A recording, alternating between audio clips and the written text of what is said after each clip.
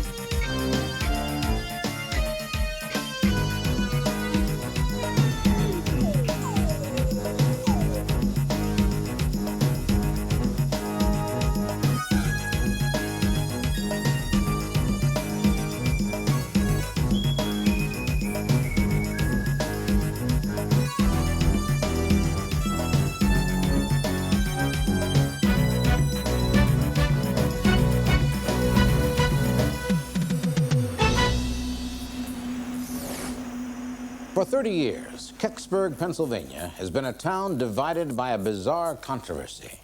Many of its citizens claiming that nothing out of the ordinary has ever happened there, while other residents claim that in December 1965, this Westmoreland County village was briefly the home of a crashed UFO.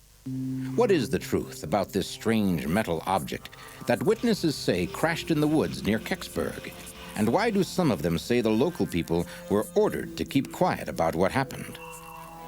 Was it because they'd stumbled across some top-secret government project? Or because they'd seen an object that proved the existence of intelligent life on other planets? To learn the truth, we must return to that December afternoon in 1965. It was approximately 4:47 p.m. when the object impacted in the woods at Kecksburg.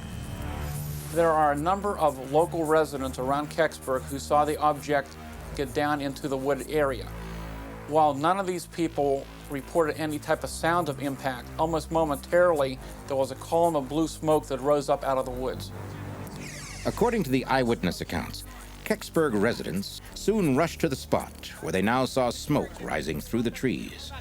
There, they say, they discovered a metallic object partially buried at the bottom of a ravine, still smoking from its long descent through the Earth's atmosphere. Kecksburg resident Jim Romansky says he was one of the first to locate the object at the bottom of a densely wooded ravine. Here was this large metal object in front of me. I've described it as a large acorn. And the reason I say the acorn is because around the bottom of this object there was a bumper that went the whole way around this thing. It was dented and it had a very distinct color. I mean, this thing was a bronze, copper, steel. It was a color that it's very hard even to describe. Then, according to Romansky and many other witnesses, armed U.S. soldiers arrived with trucks and other heavy equipment. You know, the military started coming in. We were under martial law. Jeeps, trucks everywhere. Down through the woods come two guys. Trench coats, crew-cut hair, straight as ramrods. He looked around, he looked at the object, he looked at us, and a very authoritative voice told us that this area is now quarantined, it's restricted, to get out. According to Romansky and many other witnesses interviewed by Stan Gordon, the object only remained in the ravine for a few hours because the soldiers who had so quickly arrived on the scene then recovered the object and took it somewhere else. Here comes this big flatbed truck, tractor trailer, okay, two-piece job. And on the back of it, it either had either a tow motor, that's one of those things you lift things with, or a front loader.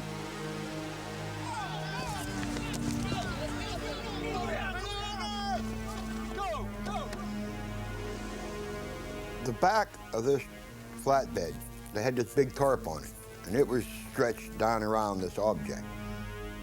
And it had the same outline. In fact, I know I could see the bumper under this tarp because you could see the shape of this thing. The tarp was pulled so tight that you could see the shape. And I knew in my mind that was what they brought down off that mountain, the object. Military truck with a flatbed trailer with the object on it departed late that evening from Kecksburg. And from information we now have, the truck continued on and it went to Lockbourne Air Force Base in Columbus, Ohio, where it stayed over for a short period of time. From there, it went over to Wright-Patterson Air Force Base in Dayton, Ohio. It seems very likely that our government had tracked the object and they had notified the quick response recovery teams that are involved in this type of operation. But since the object was apparently taken away, never to be seen again, it might seem that as far as the residents of Kecksburg were concerned, the incident was over. But according to a number of the eyewitnesses, the most terrifying aspect of their encounter with a UFO had really only just begun. John Murphy, who was the news director of WHJB, felt that the story concerning the object at Kecksburg was of great importance. So he did a lot of investigation on the case and interviewed a number of witnesses who had been involved or had knowledge about the incident. What exactly did you see? Well, I saw there was an object falling and it was burning. Is that exactly what you saw? Yeah, it was in the shape of an acorn. It was falling from the sky on fire, and it came down very smoothly and then landed in the woods. And it had some sort of writing of some sort. You couldn't figure out what it was saying. Writing. Are you sure it wasn't like Japanese writing or something? No. Or Chinese? Nothing I've ever seen. Nothing. Very different. Are you sure this is, you're saying it's a spaceship now, not anything that... Yeah, it was Absolutely. It was very bright. Absolutely. So what is the situation here on the home front around here with all the soldiers? The alien ship. We don't know what's happening, so it's very frightening. According to the witness accounts, something seems to have badly frightened a good many of those who had seen the unidentified flying object and who had witnessed its recovery by the military. This is John Murphy. We're going to cut for a quick commercial break.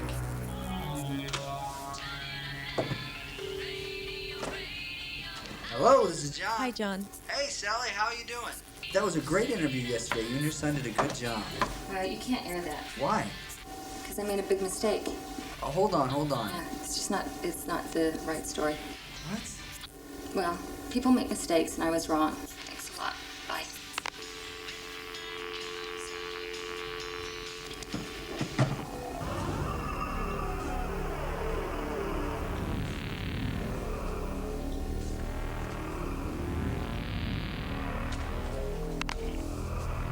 And we're back.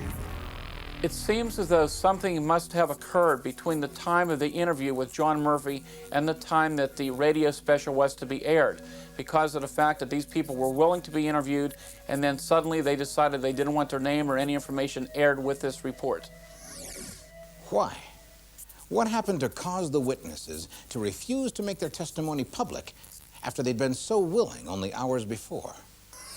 I think these people knew that something had come down, and the military presence was so strong that night that a lot of people who the military knew, seen something or lived real close to it, was either told to be quiet or were bought out or something. You guys listen up. What you saw out there in that field, it was nothing. Erase it from your memory, okay? Don't tell your mom, don't tell your dad, don't tell anyone. You got it? The government does have an official policy on UFOs. They are not vehicles from any other planet. But they do know that some UFO sightings actually are piloted by alien life forms. What are you doing? What are you doing? This is our town. So one likely explanation for the behavior of the military at Kecksburg is that they knew they were dealing with a spaceship. But is there any way to prove that the object in the woods really was something not made by human hands? More remarkable clues to the true nature of the Kecksburg object when UFO Diaries returns. How can we learn the real truth about what landed in Kecksburg in December 1965? Is it possible that we are, in fact, on a wild goose chase, pursuing the truth about an event that never really happened? Many local residents agree that something fell to earth at Kecksburg, but some claim that government soldiers did not hurry to the scene or retrieve an object from the woods. There has been some debate over the authenticity of the event at Kecksburg, that nothing fell at all in the woods that day, that what was seen was only a meteor. But Jim Romansky says he has maintained for 30 years that the meteor story was the one given to some Kecksburg locals by the military. Someone said, hey, what the hell was that up there anyhow? And the guy hollered back, oh, it was a meteorite. And I looked at one guy and we both bust out laughing. We knew it was no meteorite. Along with orders to stand by that explanation. You understand what he's saying? Good. I hope you do. Because if you don't listen, I'll kill you. With a 30-year-old debate dividing those who were in Kecksburg at the time, is there any way for us to really know the truth about the object that landed in 1965? After all, we don't have the object to examine. But is it possible for us to learn the truth by eliminating the explanations that simply do not fit the facts? As a researcher of this case and other type of UFO phenomenon, it's always our position to try to find a logical explanation for what people see. I think, first of all, we can rule out the fact that the incident in Kecksburg is a hoax. Something did occur there that night that created a lot of activity, and the fact that the military apparently responded in the way they did indicated the fact that this was something that was important to our government and military. The bright fireball object was reported first in Canada, then over a number of states, including Michigan, Indiana, Ohio, and Pennsylvania. So a lot of people did indeed see something. But does the sighting of a falling, flaming UFO prove that it was some kind of manufactured object? Or might it not simply have just been a meteor? Meteors are pieces of rock and other debris that burn up by friction in the Earth's atmosphere, and normally moving at a very high rate of speed, thousands of miles per hour. It seems that whatever the object was here, it made several different turns, unlike that of a meteor, which would normally move on a straight path. Those people who observed the object before it impacted indicate the fact that this object was moving very, very slow, almost gliding in, and indicated the fact that even some of the flames around the object could easily be seen individually. A flaming object that made a controlled landing, a metallic shape without joints or seams, strange markings, unlike anything on Earth, the rapid military deployment. If all these clues are based on fact, do they indeed add up to describe a vehicle from another world? There are a number of witnesses from around the Kecksburg area that indicate the fact that the military began to arrive in the area probably within about a couple of hours after the impact. The military apparently did not all arrive at the same time, but they periodically began to come into the area, indicating that they may have arrived from different locations. It's highly unlikely that military personnel would quickly respond to report of a meteorite. This is something that would commonly be done by civilian scientists. But according to Jim Romansky, the military not only arrived quickly, but immediately took over a central building for their own purposes. And as we approached the fire hall, I mean, man, you'd have thought there was an invasion going on. I mean, there were Jeeps and cars and trucks parked all over the place, all military, okay? And there were uniforms everywhere. And as we tried to approach the door to go back into the fire hall, there was 2 armed sentries or guards, whatever you want to call them, standing there. And they refused us to go in that fire hall. In fact, one of our guys asked to go in to go to the bathroom, and they said, see the weeds over there? Go. It reminded me of some of the war pictures I've seen where these people, military people, come in and declare martial law. There are numerous documents that indicate the fact that the United States government has had in place for many years a system for handling the recovery of space objects that safely re-enter the Earth's atmosphere. It is very likely that the specialized recovery teams would only have responded if there was something of great importance to the military. This would have been most likely, 1, some type of foreign space device that had landed on our territory and they would like to have studied, or 2, that this may have been something more unusual, such as the possibility of an extraterrestrial spacecraft. What is the official U.S. military answer to all of this? Do they say that the object recovered at Kecksburg is some top-secret spy satellite that accidentally dropped out of orbit? Or do they admit the possibility that it might be something not of this Earth? Stan Gordon tells of his quest for the answer to that question from the files of the Air Force's 662nd Radar Squadron.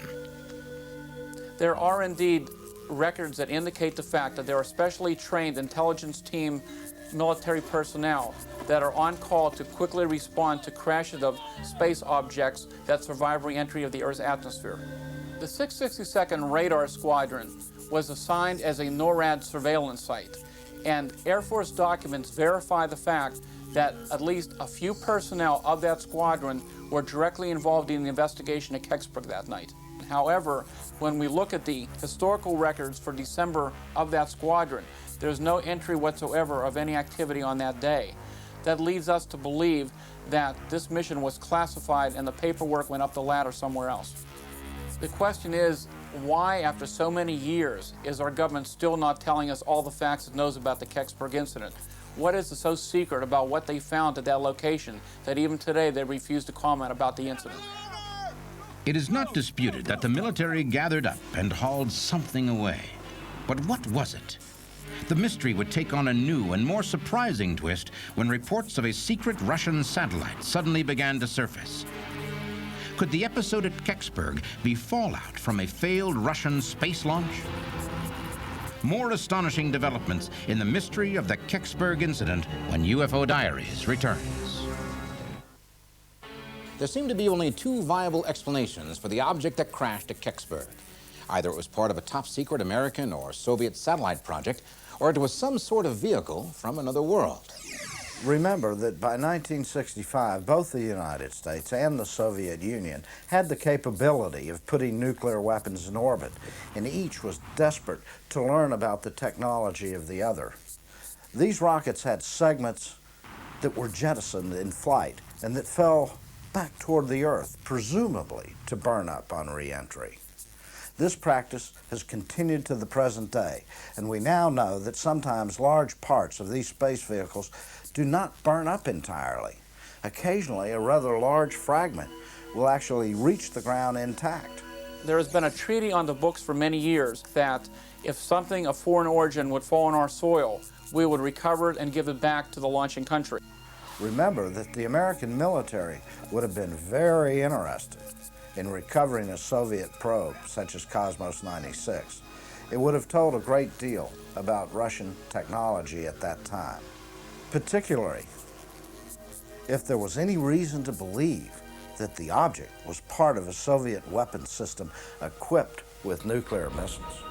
But it may be now that after so many years, and the fact that both governments now are on a much more cordial level, the fact that they would rather just overlook the incident and forget about what happened so many years ago. Could the Kecksburg object have been a Soviet missile system, even a nuclear weapon that accidentally fell to Earth? Weapon-bearing satellite systems are not designed to make soft landings. If indeed the object that came down in Kecksburg that day was a part of such a weapon system, it first of all would not have made a soft landing, and secondly, most likely there would have been massive destruction in that area. Cosmos 96 was launched on November 23, 1965, but its booster failed on the same morning of the Kecksburg incident, and that occurred in Canada. There are indeed some similarities to the shape of the two objects in question. There was a tiny bit of resemblance, but that's where it stopped. Was the Kecksburg UFO a failed Soviet Venus probe? If so, does this also explain the strange hieroglyphics seen on the object by more than one witness? I mean, it was like circles and stars and dashes and all kind of markings on it. Writing, you sure it wasn't like Japanese writing or something? No. Chinese? Nothing I've ever seen. Nothing. The external markings or identification markings that we have seen on many of the Soviet probes at the time would look very unusual to people who are not familiar with the Russian language or the type of lettering. And in fact, if the object had re-entered the Earth's atmosphere, there could have been some scarring and burning, and they could have looked somewhat distorted from the re-entry. My dad is originally from Kiev. And I went to him one time and I said, Dad, I says, you could read and write Polish and Russian. He says, yeah. I said, write me something in both dialects. He says, what? I said, just write me anything.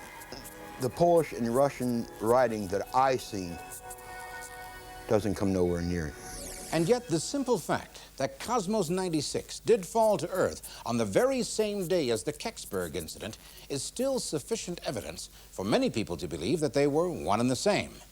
Then again, according to Stan Gordon, perhaps we shouldn't make up our minds just yet. We have to look at the possibility that, one, that the object in question may have been man-made, possibly Soviet in origin. I mean, the Venus probe, you had seams, you had pieces sticking out, you know, it was that quick that I could look at the picture and say, it wasn't it. Because I've been a machinist for almost 30 years now. And I've cut a lot of metal. And I've never run into it again, never. Surprising new evidence that may show where the Kecksburg object came from. This could have been an extraterrestrial spacecraft. When UFO Diaries returns. The object that crashed in the woods at Kecksburg, Pennsylvania, has been the source of controversy and speculation for 3 decades. But are we at last approaching an explanation?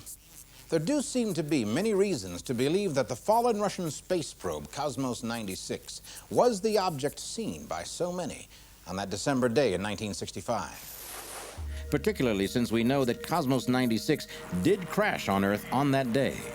But we must still consider several other important facts about Cosmos 96. The Cosmos Venus probe may have been a lot smaller than what people described at the site of Kecksburg that day. This appeared to be a one-piece structured object. They didn't see any rivets or bolts or seams on it. And in fact, they mentioned no type of external apparatus for sensing different types of information, which is very apparent on many of the Soviet space probes.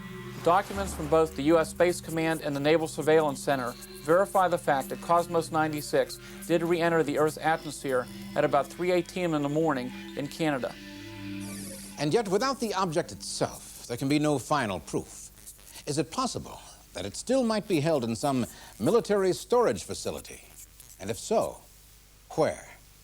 We've already learned of one attempt to trace the object's recovery and how that search led to a dead end. The Russian embassy indicated the fact that they had no knowledge that Cosmos 96 or any other Soviet device had crashed in Pennsylvania on December 9th, 1965. Information obtained from the United States government indicates the fact that we had no re-entry of any American space debris or any type of weapon systems that could account for the crash at Kecksburg on that day. The official document obtained from the U.S. Air Force's Project Blue Book, which was their UFO investigation program, stated that the object which was involved with the Kecksburg incident was a meteor that had been observed over a large area. All I can say about that is the people that are saying this are lying. When we look at all the explanations for what we have concerning the Kecksburg incident, I believe we can roll out a hoax, we can roll out the incident involving an airplane crash, so we have to look at what possibilities still exist. Oh, I think it was a UFO. And our most likely explanations would be that we're dealing with either a man-made space probe. Like nothing we've ever seen in this world. So you're Very saying different. definitely this is an alien ship? Yeah. Yes. Oh yeah, definitely. From someplace other than here. If we can eliminate those possibilities, then we have to deal with the fact that we might be dealing with an actual extraterrestrial spacecraft. Investigation to the incident at Kecksburg continues. And until we have more information, this is only speculation as to what the object might really be. Something did indeed fall from the sky that day in December of 1965 into the Kecksburg woods. The military responded very quickly, located the object and recovered it and took it away from the site. So until someone comes forward with irrefutable proof of what fell to Earth on December 9th, 1965, the incident at Kecksburg may forever remain one of the unexplained events in the UFO Diaries.